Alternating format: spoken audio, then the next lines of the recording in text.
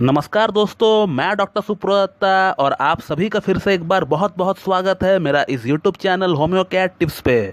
दोस्तों, आज हम लोग होम्योपैथी की एक बहुत ही फंटास्टिक रेमेडी के बारे में जानने वाले हैं, जिस दवा का नाम है जेल्सिमियम, जिसका पूरा नाम है जेल्सिमियम सिम्परविरेंस या इसे योलो जैस्मिन भी कहा जाता है। और आज मैं जेल्सिमियम का लेक्चर एक केस की माध्यम से शुरू करने वाला हूँ, ताकि आप लोगों को जेल्सिमियम को समझने में सुविधा हो। तो ये केस है एक 68 ईयर्स ओल्ड लेडी का, जो कि हमारे क्लिनिक पे लास्ट वीक पे आया था। इनको हाइपरटेंशन और डायबिटीज काफी सालों से है, जिसके लिए वो एलोपैथिक गोलियां खा रही है। अब इस लेडी का कुछ दिनों से अपना बॉडी का राइट साइड में, यानी राइट साइड का हाथ, पैर, फिंगर, स्टमक, दाहिने साइड का गला, चेस्ट, हर जगह पूरी बॉडी का राइट साइड में जो है एक अजीब तरह की नमनेस सी इनको जो है फील हुआ करता है। एक अजीब तरह की इनको झुनझुनी सी फील हुआ करता है, और हम लोग इसे सेमी पैरालिसिस भी टर्म कर सकते हैं। और साथ में dullness, weakness, drowsiness patient feel कर रहा था।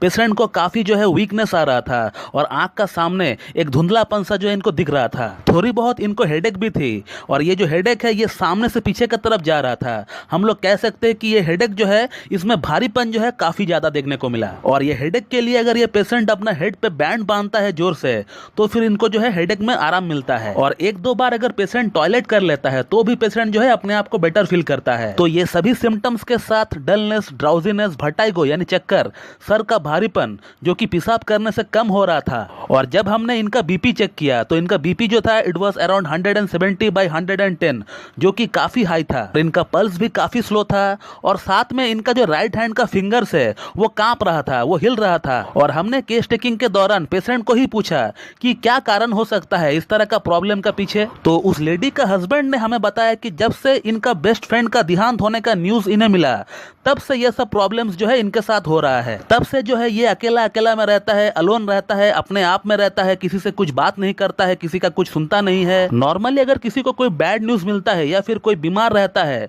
तो वो चाहता है कि उसके साथ में कोई रहे सहारा देने के लिए, लेकिन यहाँ पर उल्टा हो रहा है। और पानी की प्यास की अगर बात करें तो सी हैड नो थर्स्ट, बिल्कुल भी इनको प्यास नहीं था। तो ये जो एंटायर सिनेरियो है ये जेल्सिमियम का क्लासिकल ड्रग पिक्चर होता है दोस्तों। और इस केस में हम लोगों ने जेल्सिमियम को 0/1 से शुरू किया, सुबह, दोपहर, शाम, और हर दिन जेल्सिमियम का पोटेंसी को बढ़ाते गए। और सिर्फ 3 दिन में ही जो है पेशेंट जो है पूरी तरह सेटल हो गया। बॉडी का राइट साइड में जो नमनेस, झुनझुनी था, साथ में जो हेडेक था, वो पूरी तरह गायब हो गया। एकदम सिग्निफिकेंट इंप्रूवमेंट हम लोग कह सकते हैं इस केस में हमें देखने को मिला जेल्सिमियम से। तो ये है जेल्सिमियम। जेल्सिमियम का जो हेडेक होता है वो बैंड लाइक सेंसेशन होता है, सामने से पीछे की तरफ जाता है। बहुत ज्यादा हेडेक होता है ऐसा नहीं, जेल्सिमियम का जो हेडेक होता है वो बहुत ज्यादा नहीं होता है, उसमें एक भारीपन सा रहता है। ऐसा हेडेक हमें खास तौर से तब देखने को मिलता है जब किसी पेशेंट का बीपी बढ़ता है, और इसे हम लोग जेल्सिमियम का रबर बैंड हेडेक बोलते हैं। हालांकि इस तरह की हेडेक जो है कार्बोलिक एसिड में भी देखने को मिलता है। दोस्तों, जेल्सिमियम का जो पेशेंट होता है इन्हें छोटी छोटी बातों पर रोना आता है। बैड न्यूज से किसी का देहांत हो गया हो, चाहे वो दूर का ही कोई रिश्तेदार क्यों ना हो। जैसे कि इस केस में हमने देखा कि एक दोस्त का देहांत का न्यूज मिलने से पेशेंट जो है पैरालिसिस तक हो गया। तो ऐसा होता है जेल्सिमियम का पेशेंट दोस्तों। जेल्सिमियम उन लोगों के लिए भी बहुत ज्यादा इंडिकेटेड रहता है जो लोग जो है एक बात को अपना दिमाग में घुसा लेते हैं, और उस बात से, उस सोच से अपना दिमाग को अपने आप को बाहर निकाल ही नहीं पाते हैं। और उस बात से, उस सोच से अपना दिमाग को अपने आप को बाहर निकाल, और उसके बाद उस थॉट से बहुत तकलीफ भी होता है, एग्जॉर्शन होता है, रात को नींद नहीं आती है।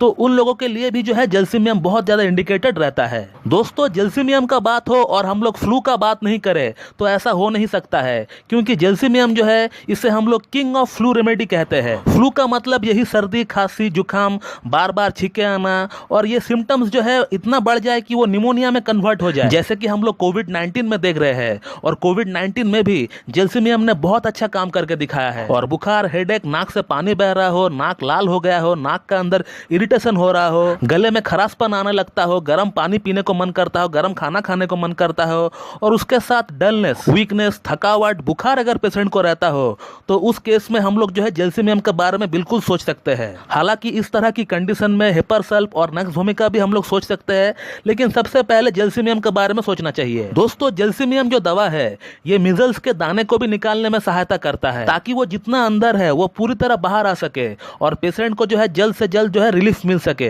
दोस्तों, जब किसी बच्चे का छोटी उम्र में ही बड़ी नंबर का चश्मा लग गया हो और वो माँ बाप सोचता है कि कैसे अपना बच्चों का चश्मा से छुटकारा दिला सके, तो वहां भी हम लोग जो है जेल्सिमियम के बारे में सोच सकते हैं। इनफैक्ट अगर बड़ों में भी अगर बार बार जो है चश्मा का नंबर बदल रहा है तो फिर उस केस में भी हम लोग बड़ों के केस में भी जो है जेल्सिमियम के बारे में सोच सकते हैं। दोस्तों, जेल्सिमियम नाइटफॉल या स्पर्मेटोरिया में भी काम आती है। अगर किसी को बिना इरेक्शन का ही नाइटफॉल हो जाता है और नाइटफॉल होने का बाद डलनेस, वीकनेस, ड्रीजीनेस अगर फील हो रहा हो पेशेंट को, तो उस केस में भी हम लोग जो है जेल्सिमियम के बारे में सोच सकते हैं। लेकिन यहाँ जो नाइटफॉल होगा वो बिना इरेक्शन का ही होगा। दोस्तों, हार्ट की बीमारी में भी जेल्सिमियम का बहुत अच्छा रोल रहता है, जहां पल्स जो है स्लो हो जाता है, जिसे हम लोग ब्रैडिकार्डिया बोलते हैं। तो इस केस में भी हम लोग जो है जेल्सिमियम का इस्तेमाल कर सकते हैं। हालांकि स्लो पल्स के लिए और भी बहुत सारी मेडिसिन है, लाइक एडोनिसवर, डिजिटालिस, कैल्मिया, ओपोसाइलम, बट जेल्सिमियम भी एक टॉप ग्रेड रेमेडी है स्लो पल्स के लिए। दोस्तों, बहुत लोगों को लकवा मारने का कारण से पेशाब नहीं हो पाता है, स्टूल जो है पास आउट नहीं कर पाता है, क्योंकि पॉटी करने के लिए, पेशाब करने के लिए एक स्ट्रेन लगाना पड़ता है, एक जोर लगाना पड़ता है, और पैरालिसिस होने का कारण से पेशेंट जो है स्ट्रेन नहीं लगा पाता है। तो इस तरह की कंडीशन के लिए भी हम लोग जेल्सिमियम के बारे में सोच सकते हैं।